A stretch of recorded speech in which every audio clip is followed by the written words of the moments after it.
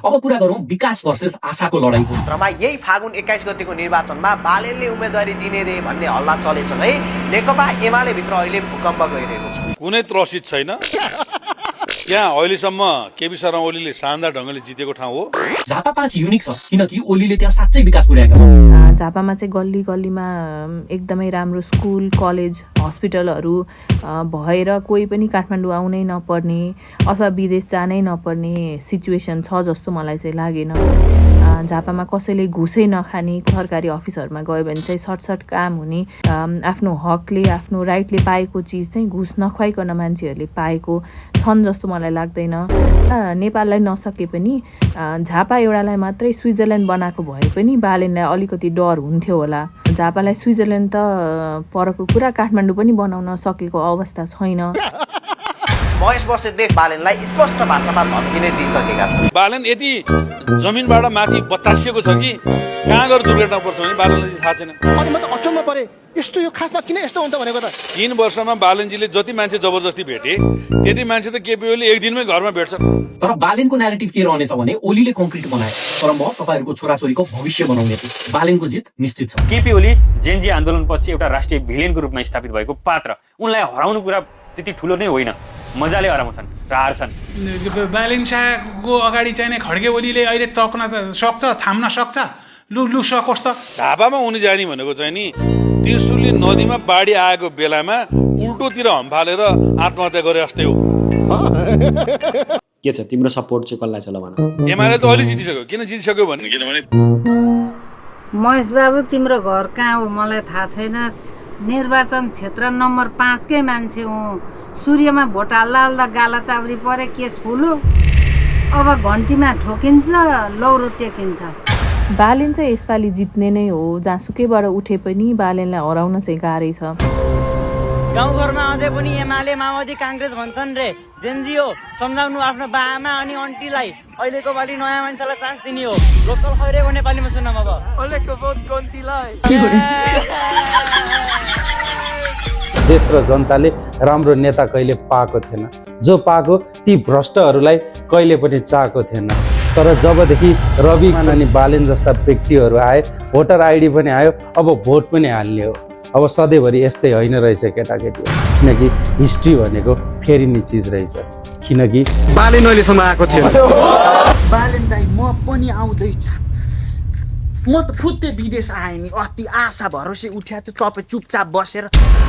20-30 घरको एउटा सानो सर्वेक्षणले लगभग 18-19 घर बालेन शाहलाई भोट हाल्ने भन्छ ऱ्यान्डमली। अब के हो स्थिति हेर्नुहोस् है। बालेन शाहले लेख्नु भयो शुभकामना सबैलाई, हामी आउँदैछौँ। म के भन्न चाहन्छु भन्दाखेरि हामी पहिल्यै पुगिसक्यौँ तपाईँलाई स्वागत गर्नको लागि। हेरिराखेको छु तमासा, बच्चाहरू बालेन शाहकी जय भन्छ। तपाईलाई के लाग्छ योपालि इलेक्सन कसले जित्छ? अभियसली केपी ओलीले जितिहाल्छ नि यार। जहाँ पनि केपी ओलीको हो। तपाईँ यहाँको को हो? म यहाँ चिया बनाउने। 2 कप चिया लिएर आउनु न। झापाली भनेको चाहिँ नेपालभरिमा सबैभन्दा बाठो कहलिएका ग्रुपहरूले चाहिँ अहिले आएर फेरि त्यही मिस्टेक गर्नु होला जस्तो मलाई चाहिँ लाग्दैन। झापा 5 काले यो केपी ओली नामको बिस चाहिँ यो पटक बढार्ने छ।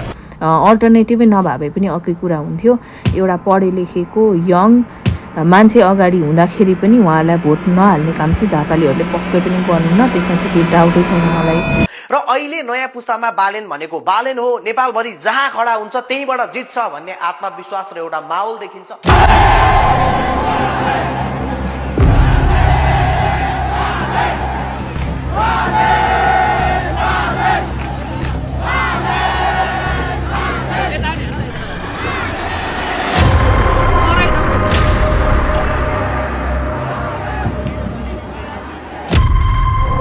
यो व्यक्तिले चाहिँ भोलि सरकार बनाउँछ भन्ने सोचाइ हुन्थ्यो। त्यो भएर चाहिँ त्यो भोट मान्छेले जति भने पनि यो सरकार बनाउनलाई नै दिनुपर्छ भन्ने हो। झापामा पनि त्यही हो। बस्नेत भन्छन् स्याललाई काल आयो भने बजार छिर्छ भन्ने उखान चाहिँ काठमाडौँमा असफल मेयरको रूपमा जमानत गुमाइसकेका र आफ्नै जन्मथलो महत्त्वमा समेत राजनीतिक उपस्थिति देखाउन नसक्ने, फेसबुकिया प्रधानमन्त्री भनेर चिनिने तथा विदेशीको मतिया लुसिफरको उपमा पाएको व्यक्ति अब झापाबाट चुनाव लड्ने चर्चा सुनिएको छ। यदि यो कुरा साँच्चै हो भने निर्वाचनमा लज्जास्पद पराजय भोगेर गायकबाट राजनीतिमा प्रवेश गरेका यो पात्र अब राजनीतिक जीवनबाट बिदा लिएर आफ्नो पुरानै पेसातर्फ फर्कनु पर्ने अवस्थामा पुग्नेछ। उहाँले आफूलाई मधेसको छोरोको रूपमा कहिले पनि प्रस्तुत गर्नु भएन। मधेसी भएकोमा आफूलाई हिन्दाबोध गर्नुभयो उहाँले, र उहाँले आफूलाई पातलो शाह होइन कि मोटो शाहवाला म ठकुरी भन्नुभयो। मधेसको जनतालाई सम्मान र गौरव गर्ने नेकपा एमालेले त त्यहाँ एक खालको निषेधको परिस्थिति कुनै बेला सिर्जना गर्यो अहिले। अनि म त अचम्म परे। काठमाडौँ महानगरपालिकाको असफलै भए पनि मेयर हुनुभयो, निर्माण नभए पनि ध्वंसको नायक हुनुभयो।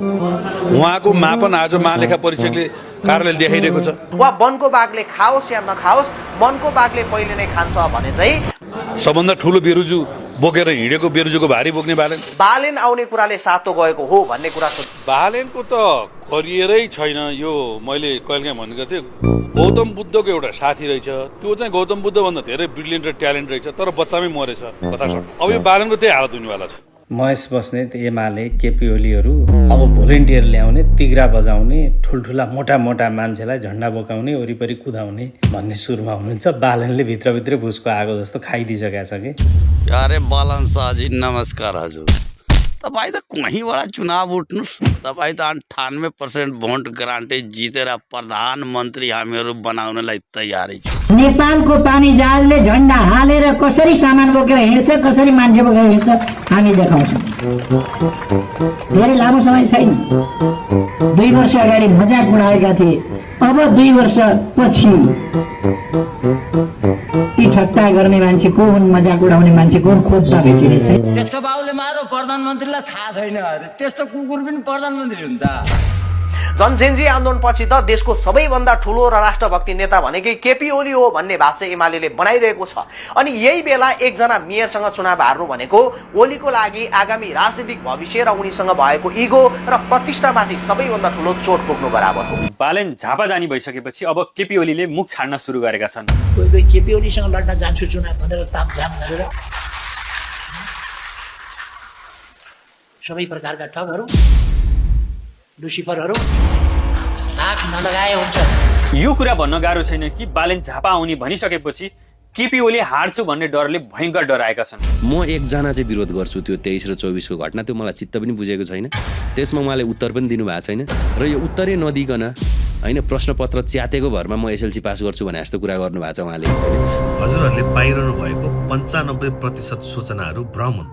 यो मैले भनिरहेको होइन, सेन्टर फर मिडिया रिसर्चले नेपालमा गरेको अनुसन्धानबाट निस्केको निष्कर्ष ए हो र भनेपछि अहिलेसम्म 50 देखि 60 लाख जनताले देश छोडे भन्ने पनि भ्रम होला। त्यसपछि केपी ओलीको अन्डरमा जुन बेला चाइनाले नेपाललाई पोखरा एयरपोर्ट बना भनेर ऋण दिएको थियो, त्यहाँभित्रै माननीय साहबको भरोटेहरूले 10 अर्बभन्दा बढी घोटाला गरेको न्युज पनि भ्रमै होला।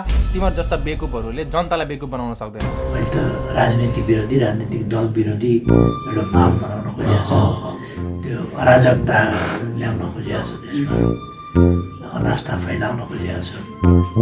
यसले हाम्रो संस्कृति, हाम्रो परम्परा, धेरै कुराहरूलाई मास्नका लागि यस्तो अराजकता सिर्जना गर्ने प्रयास भएको। कस्तो माने रहेछ न नेपाली जनताले, मलाई थाहा छैन अरे। ल गोली हान्ने आदेश दिने चाहिँ त्यही चण्डाल हो। सहरलाई फरक पर्दैन। षड्यन्त्र गरेर त्यो विध्वंस मचाउने तत्त्वहरू गिरिजाबाबुले गोष्ठी खेल्ने कुरा भएन, रोक्ने कुरा भएन, त्यो त गरिहाल्थ्यो उनीहरूले। त्यत्रो जनतालाई गोली हान्ने, जनता सरसरीलाई गोली हान्ने हुकुम दिनलाई अनि बाहिर प्रचार गर्न छोड्थ्यो नि। गिरिजा प्रसादजी हुँदाखेरि अब बढी समय पनि त्यस्तो थियो। अहिलेको समय हो भने सारा मिलेर लखेड्थे नै।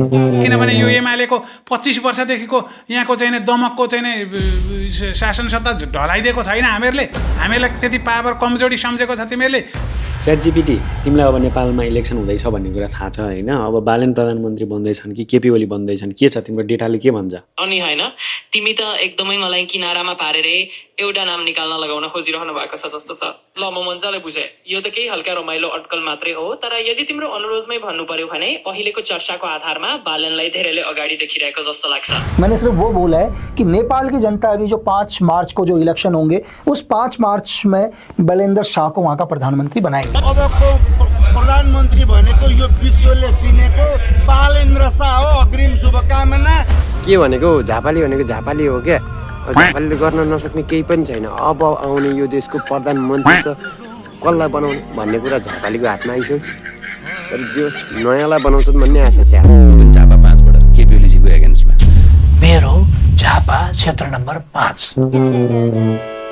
मेरो ठाउँ हो चुनाव लड्ने। म फेरि त्यहीँ गएर चुनाव लड्छु, आह्वान गर्छु तपाईँ आएर जितेर देखाउनुहोस्। हिस्ट्री भनेको फेरिने चिज हो भाइ। बालेन अहिलेसम्म आएको थियो। बालेनलाई रोक्न सकिएन किनभने संसारभरिका न्युजले एउटा यङ 35 वर्षको मान्छे मेयर मात्रै थियो, ऱ्यापर मात्रै थियो, विश्व लिड गर्न सक्ने उसले नेपालको मात्रै होइन वर्ल्ड क्लास हिरो 100 जना विश्वका टप युवाहरूमा राख्दाखेरि टाइम भन्ने अमेरिकाबाट निक्लिने पत्रिकाले न्युयोर्क टाइम्सले त बालेन्द्र शाहको फोटो छ। वर्ल्डको हिरो हो हाम्रो अहिले हुने प्रधानमन्त्री। बहुत गंभीरता से लेंगे इसको। आप बालेन्द्र शाह का नाम ले रहे हैं कि वो नेपाल के अगले प्रधानमंत्री हो सकते हैं? जी मैम, और शायद रवि वहाँ के अगले होम मिनिस्टर होंगे। एउटै बालन शाहले सबैको तोरीको फुल देखाइरहेका छ। कसरी देखायो भन्दा हाम्रा कमजोरी छ त्यसैले देखायो। तर केपी ओलीमा यत्रो ठुलो अहङ्कारको भारी बोकेको छन् उनले। त्यो अहङ्कारको भारीको कारणले गर्दाखेरि बालेन आउँदैछ भन्ने कुराले उनलाई त्यहाँबाट भागेर अन्त जान दिँदैन। भएर प्रब्लमलाई चाहिँ जराबाटै उखेलेर फाल्न भनेर नै होला उहाँले झापाबाट उठ्ने डिसाइड गर्नुभयो। केपी ओली नामको नेपाली राजनीतिको पिलो यो पटक बालेनद्वारा फोडिनु जरुरी छ र फोरिन्छ पनि। मेयरको इलेक्सनमा केशव स्थापितले कोर एरियाबाट पाएको धोका झापा 5 मा पनि देखिने हो कि देखियोस् पनि। ल बजाउनुहोस् घन्टी। रवि लामी छानेर बालेन शाहको लागि दुर्गेश थापाको स्टाइलमा। All right let's go. सकियो काङ्ग्रेसमा भन्न सक्यो, सकियो एमाले घन्टीमा भोटे हाल्छु घरमा आमाले रुख काटेर फालिदिनु है सूर्यको झन्डा बालिदिनु है घन्टीमा सबले भोटे हालिदिनु है भोटे हालिदिनु है भोटे हालिदिनु है। केटा सुनिहाल्नुभयो होइन? बालेन प्रधानमन्त्री भन्ने अब निश्चित जस्तै छ। च्याट जिपिटीलाई पनि अब किने भन्न बेर छैन अब यो भिडियो हेरिसकेपछि। केटा हो बुढा नीलकण्ठतिर त 7 भाइ ग्याङ अहिले त गुलाबी सरार होइन। हामी चाहिँ हेरेको हेरेमा उफ्रै चढ्ने नि त केटा हो। के हो एकै रातमा गगन थापा र विश्व प्रकाश शर्मा मिलेर काङ्ग्रेस फोर्का डङ्गुर जति जम्मै सोरेर एकैचोटि डम्पिङ साइडमा लगाएर गोटाइदिइहाल्यो नि। हामी चाहिँ हेरेमा नाच्नु परेन त। गगन थापाले दास र लासको पार्टी हो एमाले भन्ने के भन्नुहुन्छ?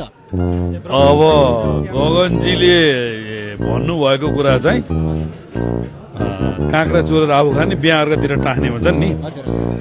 दास र लासको पार्टी एमाले होइन।